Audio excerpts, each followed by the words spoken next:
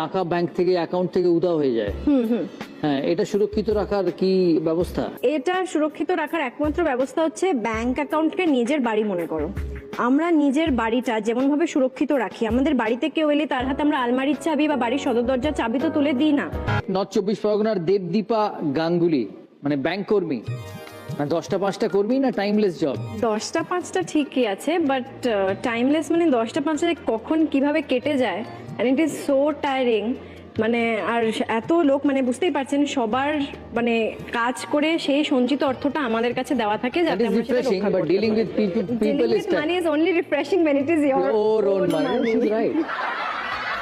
She's a clever girl. আমি সারাদিন টেলরে বসে আমি সারাদিন টাকা গুনি, at the end of the day it's not my money.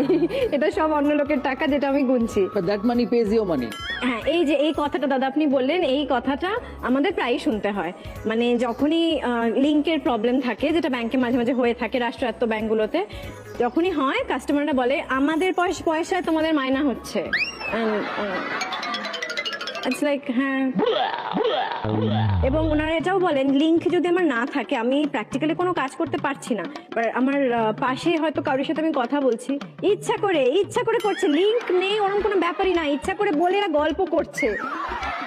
এই যখন নোটবন্দি হলো তখন আমি ওটা মনেও করতে চাই না, ইটস আ নাইটমেয়ার। আমি বসতাম এক্সচেঞ্জ কাউন্টারে, তো সেখানে একটা লাইনটা সবসময় একটা সার্পেন্টাইন থাকতো, মানে কোনো শেষ নেই লাইনটার। 3 তলায় বসতাম, লাইন তো গ্রাউন্ড ফ্লোরে নেমে আমার পাশের দোকান ছাড়িয়ে অনেক দূর চলে যেত, এবং আমরা 3 জন পাশে বসে করতাম। একজন একটু স্লো হলেই সঙ্গে সঙ্গে পিছন থেকে আওয়াজ, কি দাদা হাতটা চালান।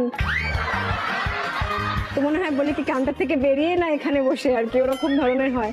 আচ্ছা, একটা জিনিস যেটা আমরা প্রায় জিজ্ঞেস করে থাকি, এখন এই ইন্টারনেট ব্যাংকিং এর দুনিয়াতে অনেক সময় টাকা ব্যাংক থেকে অ্যাকাউন্ট থেকে উধাও হয়ে যায়।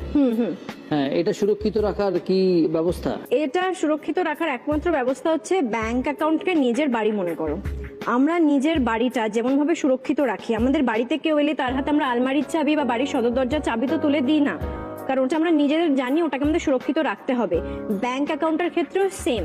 আপনার যা অ্যাকাউন্টের ডিটেলস আছে, cheque, ATM, internet banking ID, password, আপনি কাউকে দেবেন না, not even your spouse, your children, your parents, no one.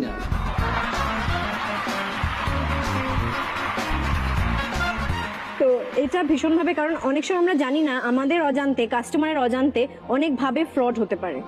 যেমন একটা উদাহরণ দিচ্ছি, আমাকে একটা 90,000-এর চেক দিয়েছিল, আই স্টিল রিমেম্বার।